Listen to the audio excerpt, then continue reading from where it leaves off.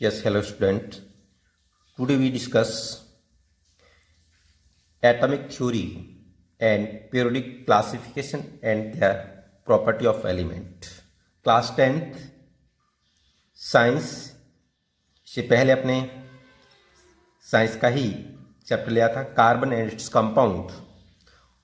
आज अपन जो डिस्कस करेंगे वह है एटॉमिक थ्योरी। सबसे पहले लेंगे एटॉमिक थ्योरी। तो एटॉमिक थ्योरी के अंदर सबसे पहले जो एटम का डेवलपमेंट हुआ था, एटम की डिस्कवरी हुई थी, जो आज मेन जो एटम है जिसमें अपने सब जानते हैं, जिसके सेंटर में न्यूक्लियस, जिसमें प्रोटॉन न्यूट्रॉन एग्जिस्ट करते हैं, आउटर के अंदर इसके अंदर ऑर्बिट होते हैं जिसके अंदर इलेक्ट्रॉन मूव करते हैं। ये सारी जो मॉडर्न जो थ्योरी के बाद में सारे ये एटम का डेवलपमेंट हुआ था। इनिशियल स्टेप के अंदर अपन बात करेंगे सबसे पहले एटम के बारे में क्या किसने क्या बताया था। तो इनिशियल में एटम के लिए एक थ्योरी दी गई थी, डाल्टन ने दी थी, is known as a atomic theory of Dalton. Dalton ने ये कहा था कि भी एटम जो है किसी भी मैटर का स्मॉलेस्ट पार्ट है और उसको फर्दर आप can not be divide in more small part. For example is a graphite की बात करूं मैं, एग्जाम्पल लिया है is a graphite. Graphite matter is a consist by इस कार्बन, अर्थात ये कार्बन से बना हुआ है। ग्रेफाइट जो है वो कौन से एलिमेंट से बना हुआ है? कार्बन से बना हुआ है। तो आप ग्रेफाइट को डिवाइड करोगे स्मॉल पार्ट में, डिवाइड करते करते लास्ट में जो सबसे स्मॉलेस्ट पार्ट जो रहेगा वो कार्बन होगा। कार्बन को आगे अपन चाहे और डिवाइड कर दे तो पॉसिबल नहीं। ये बात किसने बताई थी? डाल्टन ने। तो उसने कहा according to Dalton theory matter is consist of the individual small particles is called atom. कोई भी मैटर है, ठीक है, वो एक इंडिविजुअल, जैसे ग्रेफाइट है कार्बन से बना हुआ है, इसी प्रकार और एटम जो होंगे, जैसे कोई आयरन की बात करें तो Fe से बना होता है, ठीक है। जो कॉपर की कोई रॉड ले लें तो इसका अर्थ है वो कॉपर से बना हुआ है। तो इस तरीके से वो जो अपन के कोई भी मैटर है वो एक इंडिविजुअल स्मॉल पार्टिकल से मिलकर बना होता है और उस स्मॉल पार्टिकल को ही क्या कहते हैं? Is called atom. और एटम अपन कहेंगे does not further divide in more small particle. आप जैसे कार्बन को अपन चाहें स्मॉलेस्ट, जैसे ग्रेफाइट का डिवाइड करते करते सबसे smallest part is a carbon, आप कार्बन को फर्दर डिवाइड करोगे नहीं होगा। तो इसका अर्थ है इस स्मॉल पार्टिकल को आगे डिवाइड नहीं कर सकते। ये बात किसने बताई थी? ये बात बताई थी डाल्टन ने। इसके डाल्टन ने जो मेन पोस्टुलेट अपन बात करें क्या क्या पॉइंट है इसके अंदर, तो सबसे पहले आप जैसे कि ऊपर अपने अभी डिस्कस किया है, ये अपन कहेंगे इंडिविजुअल पार्टिकल है। इंडिविजुअल पार्टिकल इसका आता है बहुत स्मॉल पार्टिकल है। इंडिविजुअल पार्टिकल बहुत सूक्ष्म, जिसको कह सकते हैं बहुत स्मॉल पार्टिकल है, और ये जो है स्मॉल पार्टिकल है इसी को एटम कहते हैं, जिसको अपन कहेंगे आगे फर्दर स्मॉल पार्टिकल में और डिवाइड करना चाहें तो ये पॉसिबल नहीं है। जैसे कि फर्स्ट पॉइंट का है all matter is compound small particle is called atom. And small particle जो है इंडिविजुअल पार्टिकल है, इसका बहुत माइनर पार्टिकल। दूसरी नेक्स्ट जो पॉइंट बताया था ये है, आप कह सकते हैं जितने भी all atom of one element are similar in mass, size, chemical property. इसका अर्थ क्या हुआ? ध्यान देना। फॉर एग्जाम्पल मैं कार्बन की बात करूं तो कार्बन के जितने भी एलिमेंट होंगे, ठीक है, कार्बन जो है कि जितने भी एटम होंगे, कार्बन एलिमेंट के जितने भी एटम होंगे उन सब का मास सेम होगा, उन सब की साइज सेम होगी, उन सब की केमिकल प्रॉपर्टीज सेम होगी। फॉर एग्जाम्पल इज ऑक्सीजन, ठीक है, ऑक्सीजन एलिमेंट के जितने भी एटम होंगे, all atom of oxygen, all atom of oxygen have same size, have same chemical properties, have same mass, ठीक है। इसका अर्थ ये हुआ ना कि all atom of one element ठीक है ना। ऑल एटम, जैसे सारे ऑक्सीजन के एलिमेंट ले लें, सारे जैसे ऑक्सीजन एलिमेंट के सारे एटम ले लें, कार्बन एलिमेंट के सारे ऑक्सीजन ले लें, नाइट्रोजन एलिमेंट के सारे एटम ले लें, ठीक है। इस प्रकार से फ्लोरीन एटम के सारे कोई भी ले लें आप, वन एलिमेंट के सभी एटम, वन एलिमेंट के सभी एटम जो है उनका मास, साइज एंड केमिकल प्रॉपर्टीज क्या होगी, सेम होगी। Like this next point will be and different atom होंगे। जैसे मैं ये कहूं, जैसे ऊपर की बात करूं, कार्बन एलिमेंट के all atom have same mass, have same size, have same chemical property, but oxygen atom जो है, ऑक्सीजन एलिमेंट के एटम और कार्बन एलिमेंट के ऑक्सीजन, इनको कंपेयर करें आपस में तो इन दोनों की आपस में साइज डिफरेंस होगी, इनकी केमिकल प्रॉपर्टीज डिफरेंट होगी, ठीक है, इनका मास डिफरेंट होगा। तो नेक्स्ट जो पॉइंट है, डिफरेंट एलिमेंट, ठीक है, atom of different element, different element के जो है वो एटम, जैसे ऑक्सीजन एलिमेंट के एटम ले लें, कार्बन एलिमेंट के एटम ले लें, तो कार्बन एलिमेंट और ऑक्सीजन एलिमेंट के जो एटम होंगे उनका जो मास डिफरेंट होगा, साइज डिफरेंट होगी और केमिकल प्रॉपर्टीज डिफरेंट होगी। हाँ, यदि अपन कहेंगे एक ही एलिमेंट के सभी एटम होंगे, जैसे कार्बन एलिमेंट ले लें, उसके all atom, oxygen element all atom of oxygen, nitrogen की बात करें, all atom of nitrogen have same mass, same size and same chemical properties, but different element के जो एटम होंगे वो अपन कहेंगे have differ mass, differ size and differ chemical properties. Next point discuss करें अपन, इसमें बात है, जैसे मैं बता दूं कि atom of different element are form compound by the combination of small whole number of atom in simple ratio. ठीक है, क्या कहा गया है, डिफरेंट एलिमेंट के जो एटम हैं जो कंपाउंड बनाएंगे वो एक सिंपल रेशियो, जिसे मैं ये कह दूं, ये कार्बन ऑक्सीजन मिलके ये कंपाउंड बना CO2, समझा। तो for example magnesium plus chlorine मिलके बन गया MgCl2। तो ये क्या है, atom of different element are form compound. जैसे ये जो है कार्बन एलिमेंट के एटम, ये ऑक्सीजन एलिमेंट के एटम, ये एक सिंपल रेशियो के अंदर कॉम्बिनेशन करके क्या बना दिया, एक कंपाउंड बना दिया। इसी प्रकार मैग्नीशियम एलिमेंट के ये एटम, ये क्लोरीन एलिमेंट के एटम, ये एक सिंपल रेशियो में कॉम्बिनेशन करके क्या बना दिया, MgCl2। तो ये कह रहा है कि यहां पर जो डिफरेंट एलिमेंट की जो एटम है वो एक सिंपल रेशियो के अंदर आपस में मिलके एक कंपाउंड का फॉर्मेशन करते हैं। ठीक है, नेक्स्ट जो पॉइंट कहा गया है, जैसे atom are only rearrangement in chemical reaction. ठीक है, these atom can neither be formed और नॉट डिस्टॉर्ड। ध्यान दें बात को, neither be formed and not be डिस्टॉर्ड।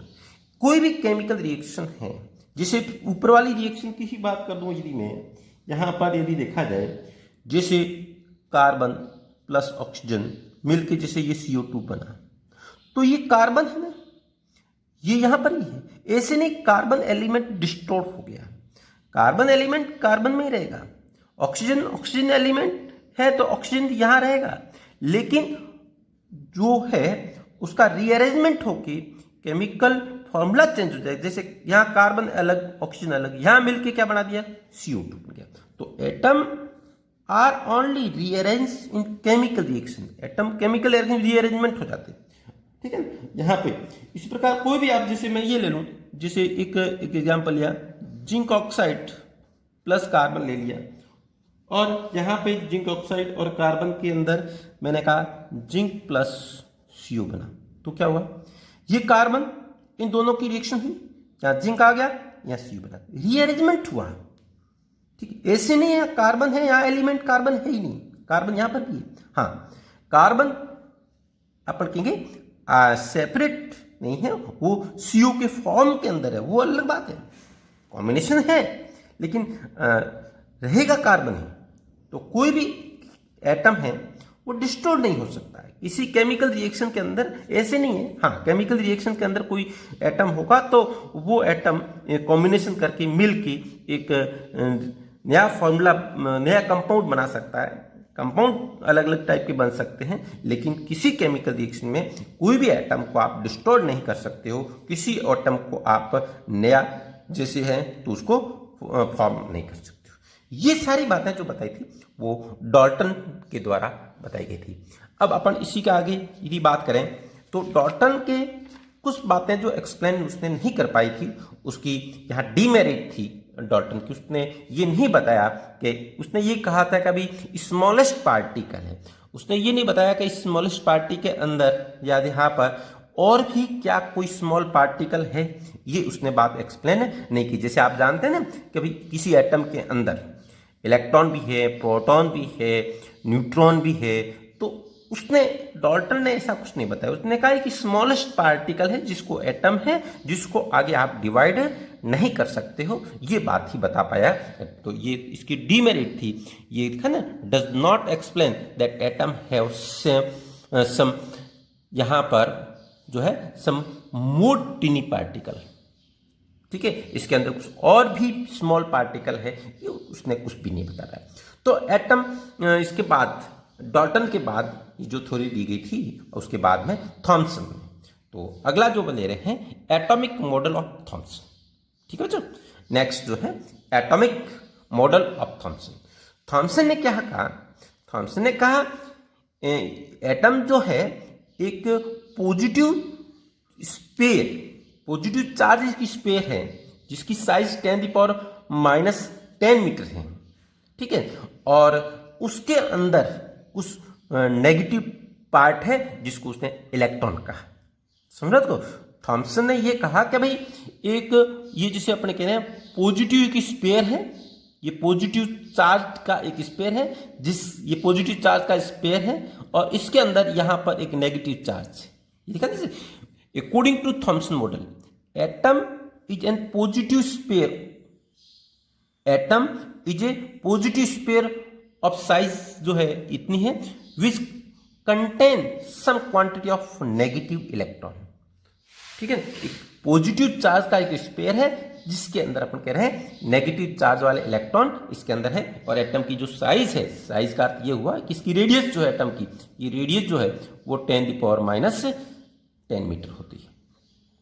ठीक है, हाँ, और इसको यहाँ पर जो ये बात बताई थी ना, इसको प्लम पुडिंग मॉडल भी कहते हैं। यहाँ पर जो ये लिखा गया थॉमसन का, ये जो कहलाता है, ये क्या कहलाता है?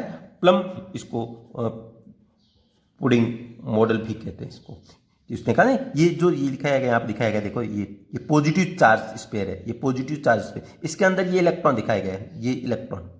ठीक है, उसने ये इतना बता पाया, थॉमसन जो है ये बता पाया कि एक पॉजिटिव चार्ज का एक स्पेयर है जिसके अंदर इलेक्ट्रॉन है, इसको उसने प्लम पुडिंग मॉडल कहा। इसको तरबूज मॉडल जो अपन कहते हैं वाटर बैलून, वाटर बैलून जो है जिसको अपन तरबूज कहते हैं, वाटर बैलून, इसको तरह जिस तरीके से वाटर बैलून के अंदर अपन काटते हैं तो उसके अंदर जो सीड्स है, समझ रहे हो को, सीड्स लाइक इलेक्ट्रॉन। या अपन ये लड्डू की बात करें तो लड्डू, बूंदी के जो लड्डू होते हैं ना, उसके अंदर जो यहाँ पर इलायची के दाने होते हैं वो एज ए लाइक एक इलेक्ट्रॉन। तो उसने ये कहा यहाँ पर, ये तरबूज मॉडल भी इसको कहते हैं। ठीक है, इसको तरबूज मॉडल कहते हैं। प्लम पुडिंग एक प्रकार की मिठाई की बेस पे इसको नाम दिया गया है। ठीक है, तो यहाँ पर ये कहा गया था, मेन बात ये आ रही है इसके अंदर कि भाई एक पॉजिटिव चार्ज एक स्पेयर है, थॉमसन ने कहा, और उसके अंदर नेगेटिव चार्ज वाले इलेक्ट्रॉन उसमें डिस्ट्रीब्यूट है। ठीक है, और इसको मॉडल को उसने क्या कहा था? प्लम पुडिंग मॉडल भी कहा था। ठीक है, हाँ भी यहाँ पर तो इसका आता है Thomson suggest that atom consist of some quantity of positive and negative charge and this is electrical neutral. दूसरी एक बार और मैंने बातें करी, उसने कहा इसमें पॉजिटिव चार्ज भी है, नेगेटिव चार्ज भी है, तो ये कैसा हो गया? यहाँ पे आप कहेंगे ये जो है वो न्यूट्रल है। ठीक है, यहाँ पर अपन जानते हैं ये जो हो गया न्यूट्रल हो गया, पॉजिटिव और नेगेटिव दोनों ही हैं, तो ये जो यहाँ पर एटम होता है वो न्यूट्रल चार्ज्ड एटम हो गया। ये बात भी उसने थॉमसन ने बताई थी। तो आगे यदि बात अपन कहेंगे इसमें क्या हो रहा है, atom as a fold electrical neutral because negative and positive charge are equal. सीधी सी बात है, यहाँ पर यदि न्यूट्रल होगा इसका अर्थ है पॉजिटिव एंड नेगेटिव जो चार्ज है दोनों इक्वल होंगे, यहाँ पे दोनों यहाँ पर इक्वल होंगे तभी तो ये न्यूट्रल होगा। ठीक है, इक्वल यदि अमाउंट में होंगे तभी तो न्यूट्रल होगा। तो उसने कहा ये न्यूट्रल है, इसका अर्थ ये यही हुआ कि इसमें पॉजिटिव एंड नेगेटिव चार्ज जो है वो इक्वल अमाउंट में। ठीक है, ये बात किसने बताई थी, थॉमसन ने। और इसकी भी कुछ लिमिटेशन थी, कुछ कमियां थी, जिसको कहते हैं लिमिटेशन क्या है, ये इसकी स्टेबिलिटी को एक्सप्लेन नहीं कर पाया। एटम यहाँ पर जो है इसकी स्टेबिलिटी को एक्सप्लेन नहीं कर पाया, अर्थात इसमें पॉजिटिव भी है नेगेटिव है। ये पॉजिटिव और नेगेटिव एक दूसरे से किस टाइप के अट्रैक्शन फोर्स से बंधे रहते हैं, नहीं एक्सप्लेन कर पाया। ठीक है, अर्थात इसकी स्टेबिलिटी को एक्सप्लेन नहीं कर पाया कि ये इसके थॉमसन मॉडल के थॉमसन ने जो बताया था कि इसमें पॉजिटिव स्पेयर है जिसके अंदर इलेक्ट्रॉन है, तो ये आपस में इस प्रकार से किस अट्रैक्शन फोर्स के द्वारा बंधे रहते हैं, किस तरीके से जुड़े रहते हैं। तो ये लिखा है ना, fail to explain the stability.